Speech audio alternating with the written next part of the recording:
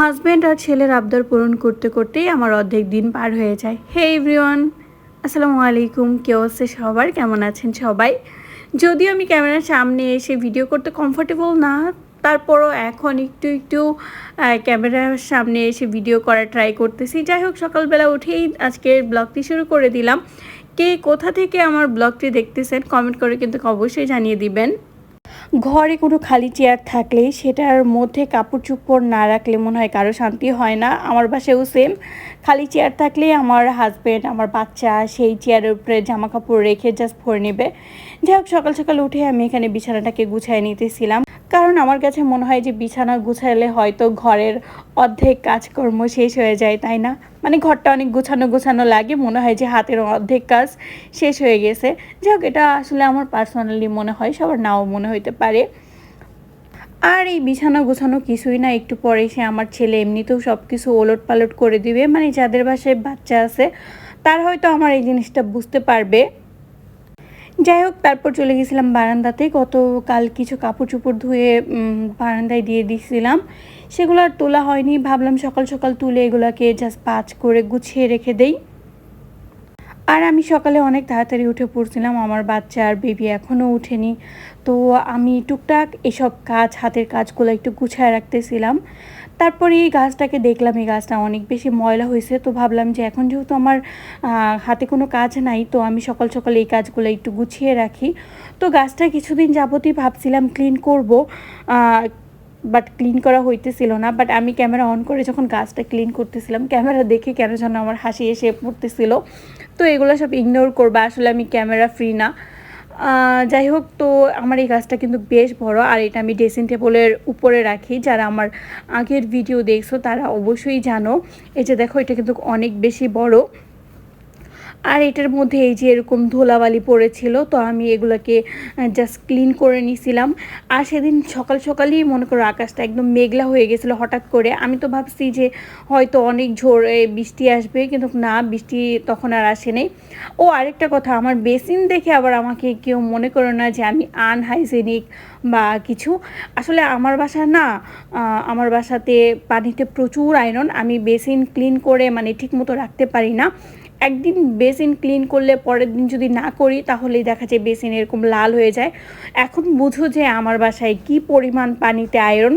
যাই হোক, আমি এখানে একটু একটু করে গাছটাকে ক্লিন করে নিতেছিলাম। আর গাছ লাগালে শুধু হয় না, সেই গাছের পিছনে কিন্তু যথেষ্ট ভালো সময় দিতে হয়।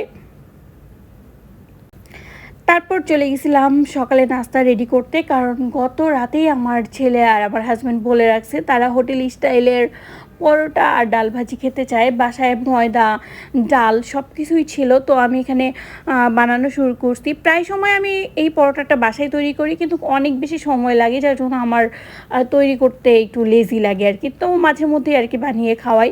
তো সেই দিন এরকমই ছিল। তো এখানে আমি ময়দা নিয়ে নিছি, তারপর তেল আর লবণ দিয়ে এইটাকে জাস্ট মিক্স করে নর্মাল যে পানিটা আছে ওইটার সাহায্যেই জাস্ট এটা মানে কি বলবো আর, এটাকে জাস্ট মাখিয়ে নিব, একটা ডো ক্রিয়েট করে নিব।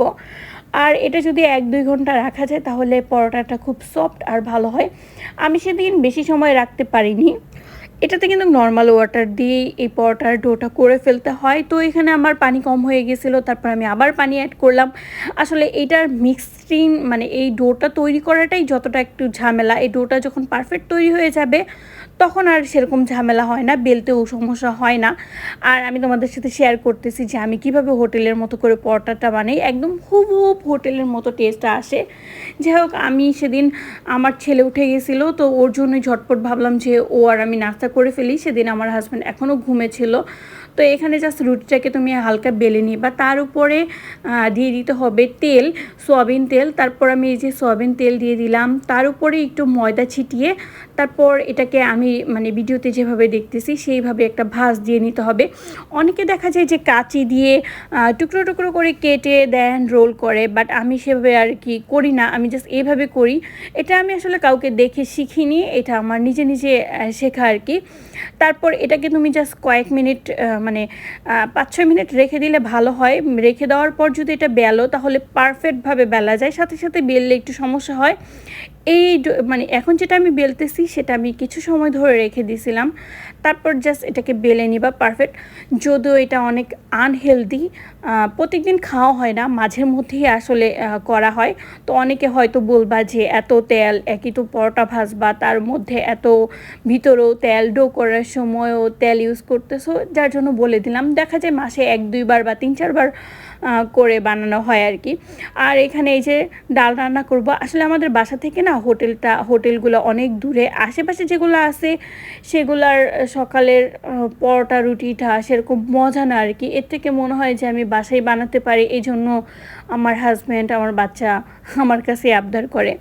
তো এই ডালটা রান্না করাও একদম ইজি। মাংস যেভাবে আমরা রান্না করি প্রায় সেমভাবেই এই ডালটা রান্না করা হয়। এক্সট্রাভাবে শুধু আমি তোমার প্রাণের যে ম্যাজিক মশলাটা আছে সেটা অ্যাড করি। তো এখানে আমি পেঁয়াজটাকে ভালো করে ভেজে নিতেছিলাম, তারপর আমি দিয়েছিলাম হলো দারচিনি, এলাচ, তেজপাতা, দেন আদা রসুন বাটা, তারপর এখানে আমি স্বাদমতো সকল গুঁড়া মশলা দিয়ে নিতেছিলাম, লবণ, জিরা গুঁড়া, হলুদ গুঁড়া, মরিচের গুঁড়া। পরিমাণটা আসলে চোখের আন্দাজে দিয়ে দিতেছিলাম, আর ডেলি ব্লগে আসলে পরিমাণ করে বলাটাও খুবই টাফ।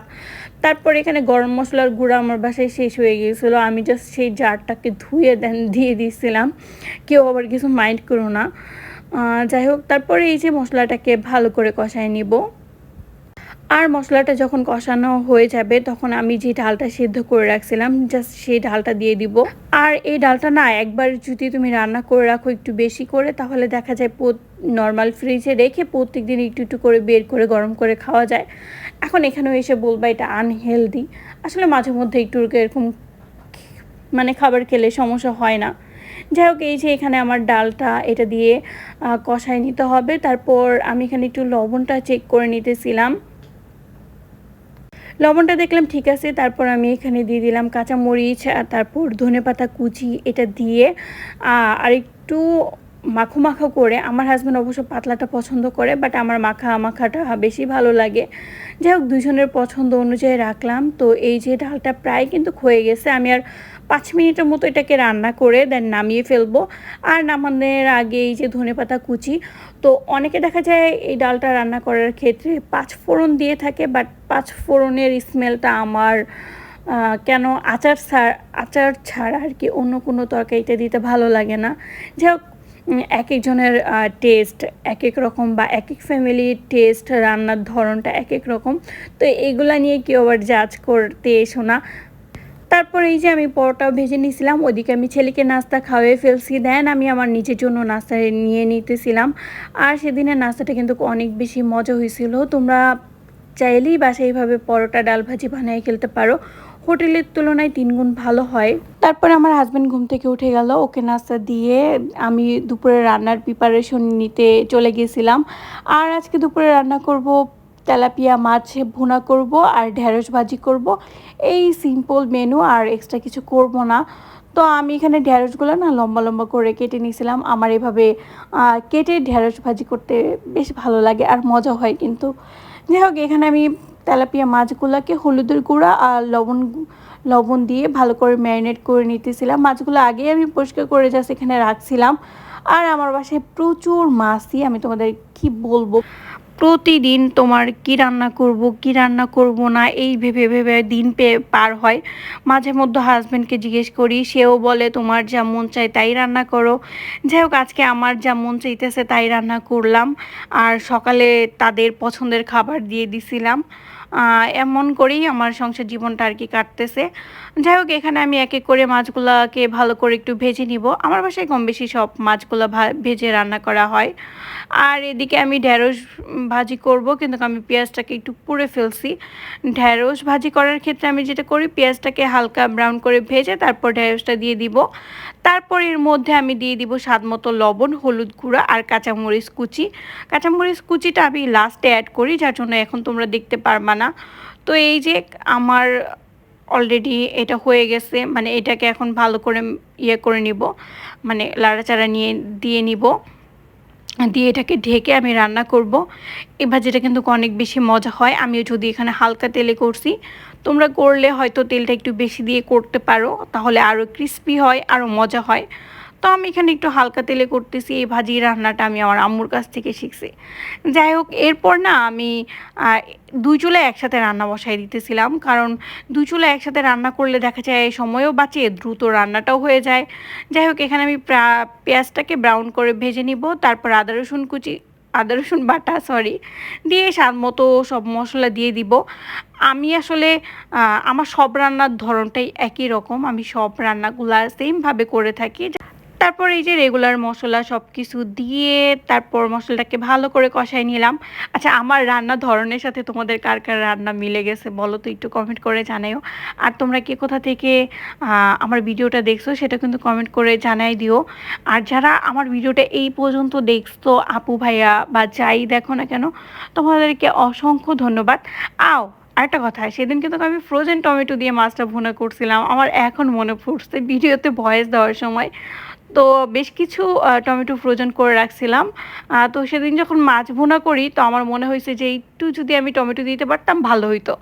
তখনই আমার মনে পড়ছে যে আমি তো ফ্রিজে কিছু টমেটো ভুনা বলে ফ্রোজেন করে রাখছিলাম। তো সেটা দিয়ে নিয়েছিলাম। তারপর স্বাদ মতো ওইটাকে একটু পেঁয়াজের সাথে কষে তারপর পানি দিছিলাম। আর পানিটা যখন বলক আসছিল তারপরে আমি ভেজে রাখা মাছগুলো দিয়ে টমেটো, কাঁচামরিচ কুচি, ধনেপাতা কুচি দিয়ে জাস্ট তরকারিটা নামায় ফেলবো। আর এই তরকারিটা কিন্তু অনেক বেশি মজা হয়। প্রায় সময় দেখা যায় বাসায় সবজি না থাকলে এইভাবেই মাছ রান্না করি, যে কোনো ধরনের মাছ। আর এদিকে কিন্তু আমার ভাজিটা প্রায় হয়ে গেছে। দেখছো কতগুলা ঢেঁড়স কেটে দিয়েছিলাম, একদম অল্প হয়ে গেছে। আর সেদিন না যেটা হয়েছিল, পান্তা ভাত বাসায় অনেকগুলো ছিল। পান্তা ভাতের সাথে খাওয়ার জন্য আমি এখানে আবার কিছু আলু ভর্তা করে নিতেছিলাম। আর এটা হলো এই যে ছোটো আলু ভর্তা, এই ভর্তাটাও কিন্তু অনেক বেশি মজা হয়। তো আমি জাস্ট মাছ ভাজি আর ঢেঁড়স ভর্তা করে ফেলছিলাম। দেন আমার হাজব্যান্ড লাস্ট মোমেন্টে এসে আমাকে বললো যে একটু আলু ভর্তা করো, পান্তা ভাতগুলো যে আছে সেগুলো দিয়ে খেয়ে নিবনি। তো তার আবদার পূরণ করার জন্য আবার আমি আলু ভর্তা করতে চলে গেলাম।